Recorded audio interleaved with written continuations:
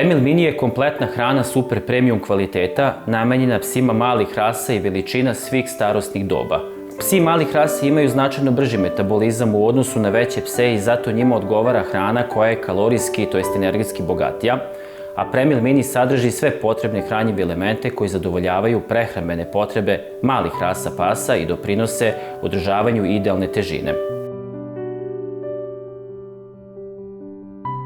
Premil Mini sadrži 3 vrste dehidriranog mesa, ćuretinu, pačetinu i tunu. Ovakvom kombinacijom proteini iz mesa obezbeđuju visoku biološku vrednost proteina i idealan aminokiselinski sastav koji zadovoljava sve potrebe malih rasa pasa, a pritom daje hrani sjajan ukus, što je naročito važno kod pasa malih rasa koje su često vrlo probirljivi.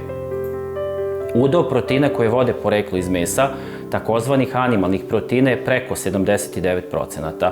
Pileća mast, hladno ceđena biljna ulja i riblje ulje prirodni su izvori omega-6 i omega-3 masnih kiselina, naročito EPA i DHA, koji u kombinaciji sa vitaminima B grupe poreklom iz prirodnih izvora pivski kvasac omogućavaju izuzetan sjaj i gustinu dlake.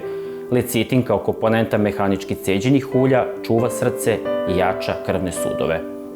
U žitarica Premil Mini sadrži pirinač i kukuruz. Pirinač je lako svarljiv, ublažava probavne probleme, a pritom sadrži brojne minerale i vitamine.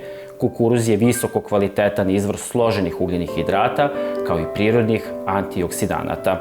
Prebiotici, fruktooligosaharidi i manonoligosaharidi, kao i inulin iz korena cikorije, povoljno utiču na crevnu mikrofloru, čime se omogućava maksimalno iskorišćenje hrane uz minimalno opterećenje organa za varenje.